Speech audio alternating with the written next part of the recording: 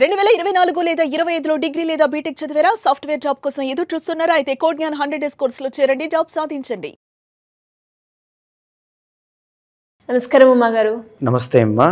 మిథున రాశి వారికి గురు మార్పిడి వల్ల ఎలాంటి ప్రభావం ఉండే అవకాశం ఉందంటారు? ఎస్పెషల్లీ కెరియర్ పరంగా కావచ్చు, విద్య పరంగా, ఆరోగ్యపరంగా, సంతాన పరంగా ఎలాంటి చేంజెస్ ఈ రాశి వారు ఈ మాసంలో ఎస్పెషల్లీ ఈ గురు మార్పిడి వల్ల ఎలాంటి ప్రభావం పడే అవకాశం ఉందంటారు? ఏ ఏ సందర్భాల్లో జాగ్రత్త పడాల్సిన అవసరం ఉంది? తప్పకుండా అమ్మా. మిథున రాశి అనేటువంటిది ఒరిజినల్ 3rd హౌస్ అండి, 3వ రాశి అన్నమాట. సో ఇక్కడ గురుడు అనేటువంటి ఆయన సెప్టెంబర్ 28వ తారీఖు దగ్గర నుంచి డిసెంబర్ 27వ తారీఖు దాకా సుమారుగా 90 రోజుల పాటు కర్కాటక రాశిలోకి ప్రవేశించడం కారణం చేత మిథున రాశి వాళ్ళకి రాజయోగం పడుతుంది అని చెప్పొచ్చండి. రాజయోగం అంటే ఏ విధంగా ఎలాంటి ఫలితాలు ఉంటాయి అంటే మనస్సౌఖ్యం యశోవృద్ధి అని శాస్త్రం చెబుతోందండి. అంటే మానసికమైనటువంటి ఉత్సాహము, మానసికంగా ఉన్నటువంటి సమస్యలన్నీ కూడా, బాధలు, భయాలు, తర్వాత చింతన, మనోవిచారములన్నీ కూడా తొలగిపోతాయి. యశోవృద్ధి అంటే ప్రాణశక్తి అనేటువంటిది, ఆరా అనేటువంటిది డెవలప్ అవుతుంది. దీనివల్ల హెల్త్ ఇష్యూస్ అన్నీ కూడా రాకుండా పోతాయి. విద్యార్థులు ఎవరైతే ఉంటారో వాళ్ళకి మేధాశక్తి అనేటువంటిది, తెలివితేటలు అనేటువంటివి పెరుగుతాయి.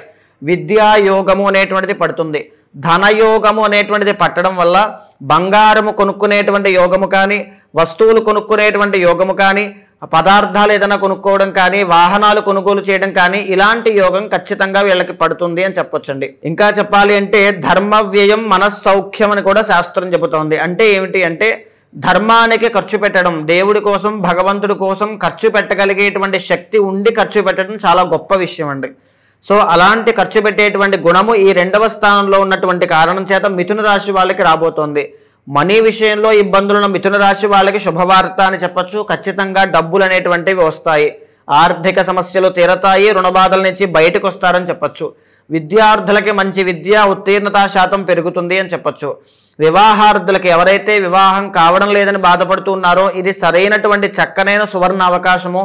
ఈ 90 రోజుల్లో 45 రోజులు, మొదటి 45 రోజుల్లో వివాహ యోగ్యత అనేటువంటిది ఖచ్చితంగా కలుగుతుంది. ఇక రెండవది సంతాన విషయంలో శుభవార్త వినే అవకాశాలు చాలా ఎక్కువగా కనబడుతున్నాయి అని చెప్పొచ్చు. అండ్ ధనం విషయంలో ఎస్పెషల్లీ మనీ అండి, మనీ తర్వాత ఫేమ్, వీటి విషయాల్లో చాలా బాగుంటుంది. యూనివర్స్ బ్లెస్సింగ్స్ అన్నీ కూడా వీళ్ళకి కలిసి వస్తాయి. ప్రయత్నపూర్వకంగా ప్రయత్నం చేస్తే, అంటే ఎలా అంటే ఒక గమ్యాన్ని పెట్టుకుని సాధించాలి అనేటువంటి దాంతో ముందుకు వెళ్తే ప్రకృతి అంతా కూడా వీళ్ళకి సహాయ సహకారములన్నీ కూడా అందిస్తుంది. అది మిథున రాశి వాళ్ళకి ఇప్పుడు పట్టినటువంటి యోగం అమ్మ. అయితే మేజర్లీ మనం చూస్తే ఈ గురుడు అనేటువంటి ఆయన అంత కలిసి వచ్చినప్పటికీ కూడా 9వ స్థానంలో వీళ్ళకి రాహు అనేటువంటి ప్లానెట్ ఉన్నారు. శని రాహుల యొక్క కలయిక వల్ల 9వ స్థానంలో కలిసి ఉండడం వల్ల మనీ బ్లాకేజెస్ కూడా ఉండే అవకాశం ఉంటుంది.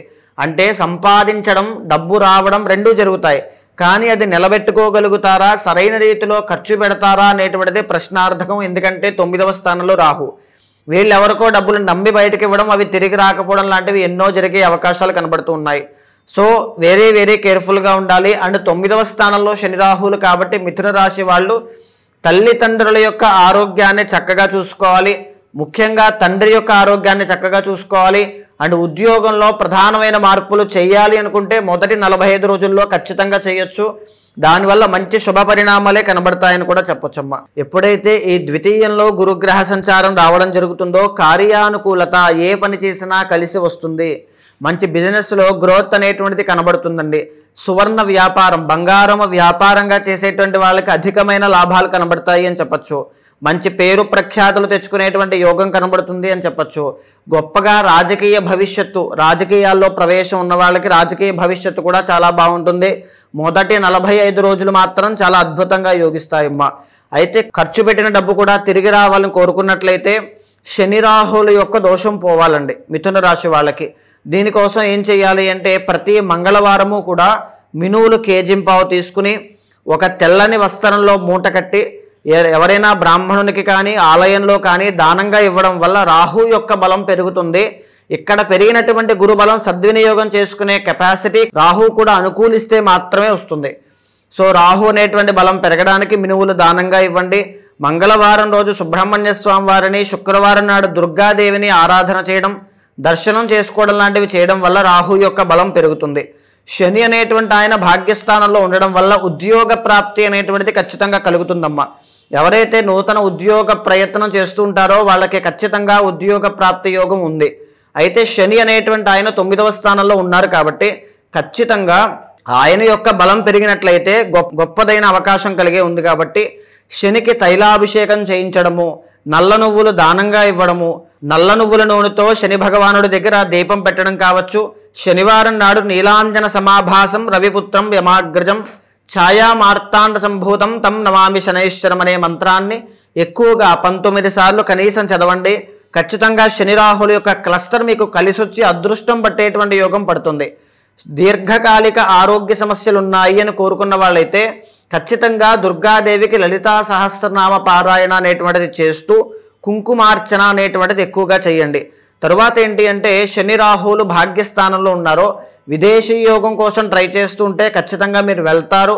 ఈ సంవత్సరంలోనే గుడ్ న్యూస్ వినే అవకాశాలు కూడా కనబడతాయి.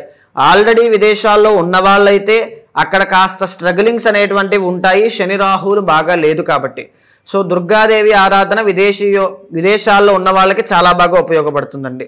అంటే ఇంకా ఎవరికైనా కూడా ఉమ్మగారు మీరు చెప్పినట్టుగానే రాశుల వారీగా ఎవరికైతే ఈ గురుగ్రహం వల్ల అనేక రకాల సమస్యలు ఎదుర్కొంటారో వాళ్ళు కనుక పరిష్కారం చేసుకోవాలి అనే వాళ్ళు ఎవరైనా కూడా మీ దగ్గరికి రావాలి అంటే ఏ విధంగా మిమ్మల్ని అప్రోచ్ అయ్యే ఛాన్స్ ఉందంటారు? తప్పకుండా అండి. అలాంటి వాళ్ళు ఎవరైనా సరే మీకు కింద కనిపించే నెంబర్కి కాల్ చేస్తే మా వాళ్ళు మీకు పూర్తి వివరాలు అందిస్తారు. తప్పకుండా మీ యొక్క పర్సనల్ చార్ట్ కూడా చాలా ఇంపార్టెంట్ అమ్మా. ఎందుకు అని అంటే గురుడు అనేటువంటి ఆయన పర్సనల్ చార్ట్లో బలంగా లేకపోతే ఇక్కడ ఉన్నటువంటి గోచార గురుడు కేవలం 40% మాత్రమే ఎఫెక్ట్ చేస్తూ ఉంటారు. మిగిలిన 60% ఆయన చేతుల్లో ఉంటుంది. కాబట్టి ఆయన యొక్క బలాన్ని గమనించి నిర్ణయాలు తీసుకోవాలి. సరైన నిర్ణయాలు తీసుకుంటేనే జీవితం సరిగ్గా ఉంటుందండి. అందరికీ తెలిసిన విషయమే. సో 100% అలాంటి వాళ్ళు ఎవరైనా ఉంటే మీకు కింద కనిపించిన నెంబర్కి కాల్ చేయండి. మా వాళ్ళు మీకు పూర్తి వివరాలు అందిస్తారు. మీ జాతకాన్ని చూసిన తర్వాత గోచారంతో సమన్వయం చేస్తూ ఏదైనా దోషాలుంటే శాంతి పరిహారములు ఆచరింపజేసి భగవత్ అనుగ్రహం కలిగేలా చేస్తాను. థ్యాంక్ యూ అమ్మగారు. Thank you so much. నమస్తే అమ్మా.